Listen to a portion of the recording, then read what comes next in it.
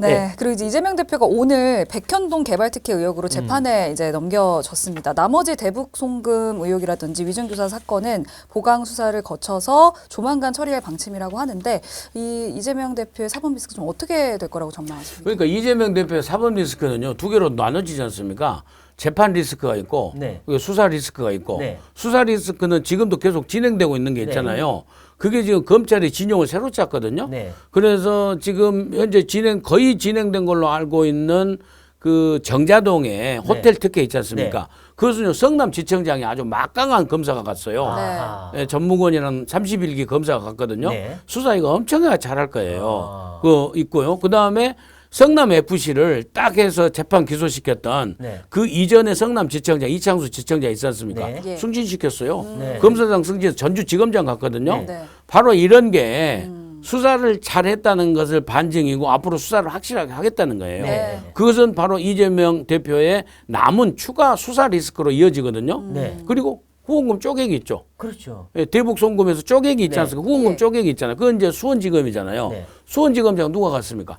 반부패 부장하던 신봉수 검사장이 갔어요. 네. 이재명 대표로서는 정말 막 산 넘어 산이군요. 산 넘어 산입니다. 아, 네네. 빠져나온 듯한데 또 올가미가 있고 예, 그런 예. 거죠. 예. 그리고 수사에서는 진짜로 남아 있는 게요. 대선 김만배 신앙님 대선 조작 있잖아요. 뉴스타파. 그렇죠. 네. 이게 지금 특별수사팀이 구성되어 있는데 네. 예. 그게 3부장에서 1부장으로 온 게 강백신 부장이에요. 네. 이게 또 막강한 수사력 있지 않습니까? 네, 네. 거기 있기 때문에 정말 산 넘어 산이고 물 넘어 물이고 절벽이고 저는 그렇게 보이고요. 네. 그다음에 이제 백현동 그 부분은 재판 리스크하고 이게 연결이 되는 거예요. 그렇죠. 네. 재판 이제 하루가 멀다고 나가요. 하루가 멀다고. 그렇죠. 이제는 일주일에 한 번씩은 꼭 나가야 되는 상황이죠. 지금 현재 재판에 붙여져 있는 것만 해도 대장동, 네. 그다음 위례신도시 네. 개발, 그다음에 성남FC. 성남FC 그리고 선거법. 선거법.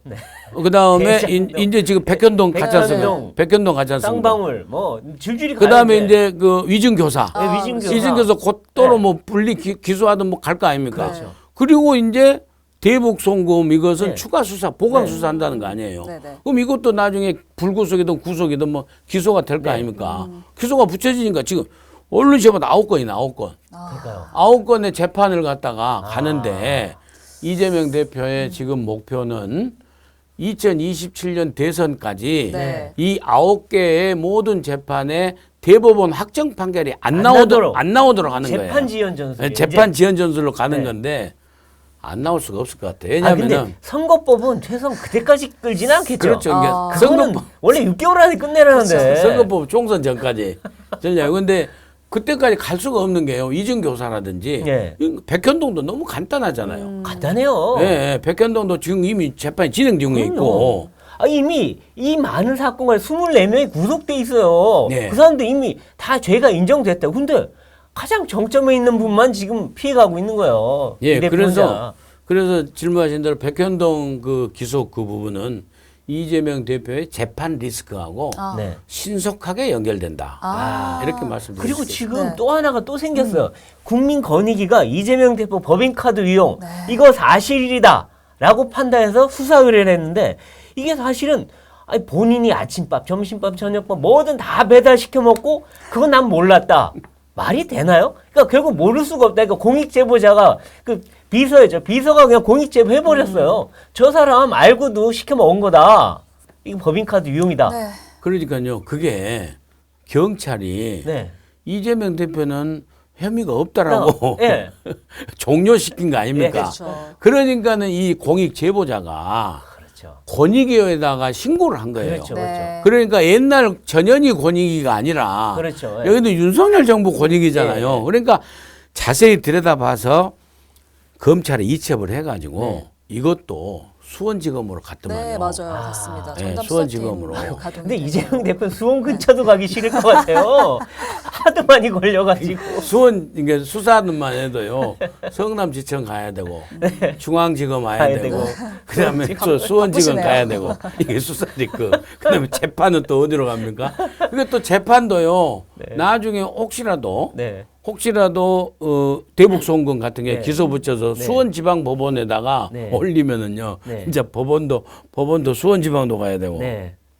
이렇게 된다니까. 그러니까 지금 보면 그리고 네. 이 가짜 뉴스 전번 이제 신앙님 그 노조 위원장하고 뉴스타파의 그 가짜 뉴스 만든 것도 있었는데 지금 또 다른 가짜 뉴스가 나왔어요. 그러니까 야당 의원 보좌관 그 친명 핵심 네. 의원의 보좌관이 인터넷 매체랑 같이 해서 윤석열 대장동 게이트를 만들라고 녹취록을 오히려 조작했다. 이런 게 나왔어요. 이것도 참 황당한 일인데. 저도 그 뉴스를 봤는데요. 그 뉴스를 보니까 정말 조직적으로 이루어졌고 그러니까요, 이게. 이건 정말 나쁜 사람들이고 하는 게 그러니까요, 뭐냐면 어떻게. 그게 언제 이루어졌냐면은요. 이제 2월 25일로 제가 기억을 하는데 마지막 TV 토론이에요. 네네. 마지막 TV 토론에서 이재명 대표가 갑자기 왜 조호영 씨한테 커피 타셨으면 했잖아요. 그렇죠. 예. 네. 그러니까 윤석열 대통령이 내공이 있으니까 네. 나는 그 사람 한 번도 본 적이 없다. 어. 그래서 나중에는 막 이보세요 막 해가지고 완전히 제압해 버렸잖아요. 네. 그렇게 하고 나니까 그래도 윤석열 당시 후보가 이 조호영 커피하고 관련이 있다라고 가짜 최재경 중수부장을 그러니까요. 만들어낸 거예요. 맞아요. 그 다음에 한 거라니까요. 끝까지 엮으려고 그러니까요. 가짜 뉴스로. 근데 그거 최재경 전 검사장이 아니라 그게 바로 이 보좌관의 목소리였다라고 지금 검찰을 보고 있는 것 같아요. 얼마나 재질이 나쁩니까? 그러니까요. 이거 완전히 조작한 거죠. 날조해가 조작. 네. 완전히 조작해가지고 하는 이건 희대의 정치 공작이라니까요. 그러니까요. 이건 있을 수가 없는 거예요. 왜냐하면 최재경 검사 이제 중수부장이었고 윤석열 대통령이 그때 중수 이과장이었으니까 최재경 검사장한테 들었다라는 식으로 해갖고 그러니까. 가짜 최재경을 만들어낸 거예요. 맞아요. 이럴 수가 있냔 말이에요. 근데 이게 국회의원 일개 보좌관과 인터넷 매체 둘이서만 했을까? 그래서 지금 이 보좌관이 친명 핵심 의원의 보좌관이에요. 이름 다 나왔지 않습니까? 나왔죠. 네. 근데 어쨌든 그런데 과연 이재명 캠프에서 관련이 없을까? 이런 의문이 드는 거예요, 지금. 그리고요, 그 보좌관이요, 직책이 뭔지 아세요? 그 의원이요, 네. 민주당 내에 뭐, 그, 대장동, 몸통, 네. 그 부산저축은행 무마 뭐 TF 네, 네. 단장이에요, 단장. 네. 그다음에 그 보좌관은 그 TF의 실장이었어요. 자기 보좌관 실장, 자기가 단장하고 네. 밑에 보좌관 실장 시키고 네. 그렇게 해서 한 일이니까요. 그리고 녹취록 날조했다? 아니, 상식적으로 보면 뻔하잖아요. 뻔해. 그러니까요. 이게 이제 어떻게 범죄 구성 여건을 범죄를 구성시키느냐 네. 하는 건 검찰의 수사 능력이지만은 상식적으로 보면 너무나 뻔하잖아요. 그러니까요, 이게 네. 참. 그 신앙님 위원장 그 건도 그 얘기하자마자 이미 야권에서 얘기하기 시작했고 그다음에 뭐 누구죠 이재명 대표 본인도 400 몇십만 건 날렸어요 그거. 아니 가짜 그러니까 뉴스. 9월 15일 날 네. 인터뷰했잖아요. 네. 9월 12일 날 조선의 최초 보도가 네. 상세 보도가 나가가지고 9월 15일 날 김만배하고 신앙님하고 했지 않습니까? 그런데 어떻게 이재명 대표가 알고 3월 6일 날 뉴스타파 하기 전에 이미 이걸 커피를 네. TV 토론에서 물어보냔 말이에요.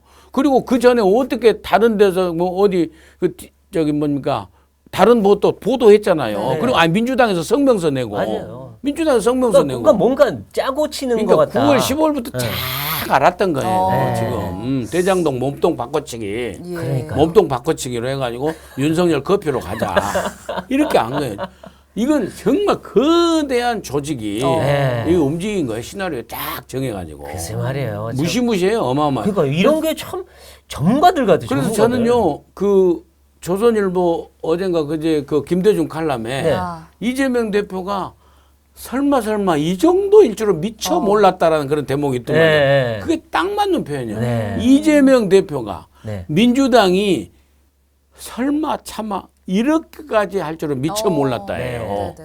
이번 보니까 날짜를 보고 네. 동원된 보면은 9월 15일 김만배 신앙님 허위 인터뷰부터 시작해가지고 3월 6일 날 뉴스타파 그 다음 날 대선 전날 이재명이 475만 건 네. 돌린 거 이거부터 쫙 보면 날짜별로 쭉 보면은요 뭔가 완벽하게 누가 그린 거라고 그렇죠. 딱 컨트롤 타워가 있어갖고 한 거예요. 원래 그런 느낌이죠. 옛날에 김대엽 병역 그 날조한 것도 사실은 전반적으로 야 이거 진짜 어떻게 이렇게 했을까 했는데 계속 뭔가 전통이 남아 있는 것 같아요 이게. 네, 참 그래서 하여튼 이재명 대표가 지금 뭐 여러 가지 리스크가 있는데 그래도 지금까지는 참 요리조리 참 방탄을 걷어내 잘 빠져나갔는데 자 총선 때까지 계속 빠져나갈 수 이제 있어요? 공천권 확보했지 않습니까? 예. 네. 확보했었기 때문에 이제 계속 버티겠죠. 네. 버티는데 상황에 따라서 이제 저는 이제 그 1심 그 있지 않습니까? 저기 저 허위사실 유포 선거법 네. 재판 이게 나오면은 총선 직전에 다시 한번 민주당 요동치지 않을까. 어. 일단 아. 그렇게 좀 전망됩니다. 네, 알겠습니다. 이제 보면 이번에 김태우 후보가 이전 구청장이었어요. 근데 그렇죠. 이분이 어쨌든 사법 처벌을 받으면서 이 선거가 생겼는데, 그러니까 귀책 사유가 있는 선거에 또 똑같은 인물을 또 낸다. 그리고 원래 네. 귀책 사유가 있으면 당헌 당규상 후보를 안 낸다고 돼 있는데 그걸 뒤집은 거거든요. 그러니까 그렇죠. 전에도 서울시장, 부산시장 선거 민주당이 그 뒤집고 후보 내면서 다 져버렸잖아요. 근데 이번에도 이런 전략적 실패 아니냐 이런 지적도 없지가 않아요. 예. 그러니까 출발 자체부터 네. 당내에서 네. 그런 후보를 낼 것인가 참여를 할 것인가 말 것인가에 대한 치열한 논의가 네. 있었어야 되는데 네. 그게 좀 없었던 부분이 이제 당내에서도 네. 좀 아쉬운 목소리로 지적되고 있습니다. 근데 다 지나간 일 아닙니까? 그러니까요. 예. 근데 지금 요번에 선거 때 결과를 보면 네. 이건 이제 개표 결과에서 나온 건 아니고 투표하면서 이 투표한 사람들 상대로 이 물어본 이 질문을 보면 네네. 이 6070만 빼고 다 졌어요. 2030도 다 졌어요. 네. 여론조사를 보면. 네. 저는 대선 때 2030에서 그래도 거의 비카비카거나 이기거나 했는데 네. 빼앗겼다. 그리고 중도층에서도 다 졌다. 네. 그러니까 이게 심각한 거예요. 그리고 이 정권 심판론이 훨씬 더 셌다. 이런 게 다 나오는데 이런 걸 하나하나 보다 보면 아니 젊은 세대 뺏기고 중도층 뺏기고 그다음에 이 구도 프레임도 뺏기고 하면 이거 내년 총선 치를 수 있느냐. 특히 서울에서 이런 걱정이 없지가 않습니다. 그러니까요, 이 강서, 제가 굳이 그 변명을 해드린다고 하면은 강서 지역 전체가 네. 서울 지역 전체를 대표할 수 있는 대표성을 갖는 그런 균질적인 인구 분포가 아니에요. 아, 네. 말하자면 그러니까 성별, 연령별, 출신 지역별 네. 이런 부분에 있어서 서울 전체를 대표할 수 있는 그런 그 표본 지역이 되면은 이번 선거 결과를 그렇게 우리가 평가를 할 수가 있는데 네. 그래도 참고는 해야 되지만은 네. 이 강서 그 지역은 호남 출향민들이 아주 상당히 밀집되어 있는 네. 그리고 우리가 흔히 말하는 험지 그래서 민주당에 아주 유리한 네. 그런 인구 통계학적 그 변인들로 구성되어 있는 그런 특성이기 때문에 네. 이 선거 결과를 가지고 연령별로도 치고 그 다음에 그 이슈별로도 치고 다 졌다라고 네. 이렇게 일갈할 수는 없습니다만은 네. 그 참고를 해야죠. 크게 참고를 해야죠. 그래서 결국에는 이제 전체적인 분위기로 저는 그 유추해서 해석해 볼 수 있다는 네. 여지는 충분히 있다고 봐요. 네. 그래서 방금 말씀하신 대로 배 의원께서 지적하신 대로 2030층이라든지 네. 또 중산층 네. 이런 부분에 대해서는 내년 총선에 네. 이걸 예방주사 맞았다고 생각하고 예. 예방주사로는 아주 값비싼 예방주사를 맞았다. 그렇죠. 네. 네. 그렇게 해서 전화 이복을 계기로 삼는 예, 예. 그런 측면에서 오히려 이 국민의힘 여당에는 약이 됐다. 네, 쓴 약이 됐다. 네네. 저는 그렇게 봅니다. 네. 근데 이게 쓴 약이 되려면 어찌됐든 어떤 쇄신책이 좀 나와야 할 텐데 지금 윤 대통령의 국정기조 전환은 좀 없을 것이라는 전망이 좀 높습니다. 뭔가 선거 결과 자체는 굉장히 뼈아프지만 크게 의미 부여를 하지 않는 이런 분위기가 좀 보여지는데 어떠한 쇄신책이 좀 나와야 한다고 보시는지. 그러니까 우선 비행기도 뜨는 시간 있잖아요. 그렇기 때문에 좀 기다리시면 내가 이제 갖고 엔진에 이제 불 붙이는 네, 상황인가요? 그렇죠. 그리고 네. 이제 할주로도 가야 되고. 네. 근데 할주로 가다가 못 뜨면 이제 문제지만은 네. 이렇게 떠서 양력을 받아서 가야 되잖아요. 네. 그렇기 때문에 이제 좀 기다리면 된다고 보는데 이제 쇄신책이라고 그러면 무엇보다 인적 쇄신이 필요하겠죠. 그렇죠. 인적 쇄신이 필요하고 그다음에 이제 선거가 다가올수록 그건 저는 다 여건에서 준비됐다고 봐요. 네, 제가 그래요? 알고 있는 게 정책적인 이런 것은요. 네. 대형 이슈는 이제 다 준비돼 있죠. 네. 집권 세력인데 네. 그렇게 해서 어마어마한 영향력을 미칠 수 있는 일단 과거 뭐 행정수도 이전에 네. 이런 그런 그 버금가는 네. 그런 대형 정책 이슈들은 다 준비돼 있을 거예요. 네. 그런데 이제 인적 쇄신, 네. 인적 쇄신하고 특히나 또 이 그 선택과 집중을 해야 돼요. 이 수도권 같은 경우에는 솔직히 해도 안 되는 지역 있지 않습니까? 물론이죠. 그런 네. 부분에 대해서 첫 번째는 이 현재 스텝진들 네. 그 용산 대통령실과 그 다음에 당의 선거를 주도한 이런 인물에 있어서 쇄신이 필요한 거고 그다음에 당에서는 인재 영입을 통해서 네. 인재 영입을 통해서 인물을 또 쇄신을 해야 될 거 아닙니까? 네. 예, 이런 측면이 이제 앞으로 바로 이제 착착착착 진행되리라고 아, 봐요. 그래요. 그럼 이 대통령실 개편 지금 네. 원래는 이 내년 총선 때문에 어차피 나가야 되는 인사들이 많았기 때문에 그걸 뭐 올 이제 그 정기국회 끝날 쯤에 뭐 대대적으로 이제 물갈이 한다 했는데 이게 빨라진다는 얘기 듣고 하는데 비서실장부터 줄줄이 바뀌는 겁니까? 그건 제가 아직 확실히 뭐 인사권자가 아니고요. 네. 뭐 그렇기 때문에 잘 모르겠습니다만은 통상적으로 봤을 적에 이 네. 정도는 그리고 김기현 대표께서 아침에 그랬지 않습니까? 분골쇄신의 계기로 삼겠다 했지 않습니까? 네. 그 분골쇄신이라는 건요. 인적 쇄신이 포함된 거라고 저는 봐요. 아, 네, 네. 그래서 상당히 건의도 하고 네. 분위기를 앞으로 하는 네. 과정에서 착착 진행되지 않겠느냐. 그리고 통상적으로 하게 되면은 장관급, 예? 장관급. 그래서 장관급으로 해서 지금 현재 국무위원으로 하시는 분들이 지금 나와야 될 것도 있고, 네. 그다음에 또 참모 중에서 장관급이라고 하면 당연히 이제 비서실장이나, 네. 그다음에 이 선임 수석이라고 해서 정무수석이나, 네.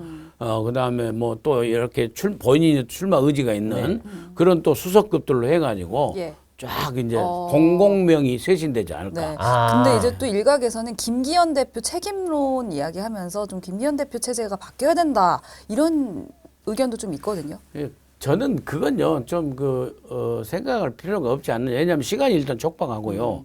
그다음에 괜히 자중질환이 일어나요. 자중질환. 예, 자중질환이 일어난다. 네. 그런 생각이 듭니다. 그래서 네. 오히려 저는 이제 좀 다른 얘기입니다만은 이번 선거에서 예방주사의 효과도 있습니다만은 그 망외 소득으로 네.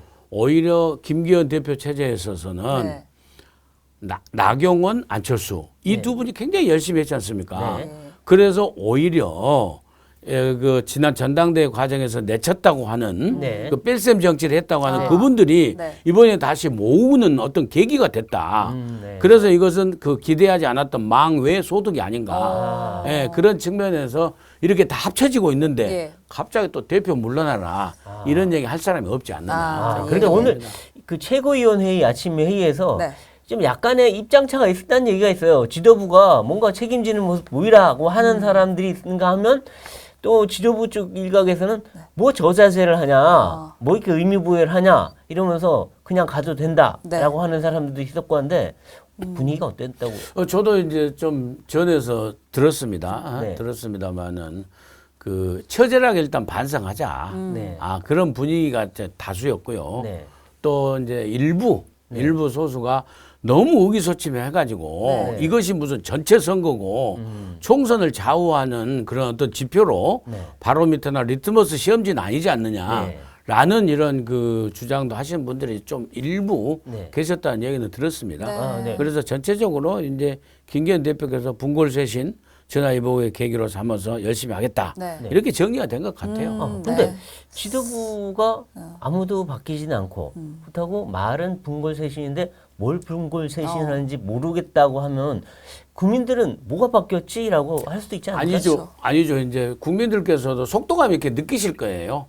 일테면은 빠르게 네. 총선 기획단을 구성한다든지 네. 그다음에 선거 총선 준비를 빨리 돌아가 버리는 거죠. 네. 예, 그래서 일종의 힘이 네. 인재 영입 말고는 총선 준비로 확 돌아가면 일종의 거의 그 총선 기획단부터 뜨면 바로 이제 선대위 구성으로 막 들어가면서 공천 그 심사위원장이 누구냐 네. 이렇게 되면서 거기에 대해서 저는 키로 모아진다고 봐요. 아, 예, 네, 그렇게 해서 얼마 안 있으면 확 돌아갈 거라고. 아.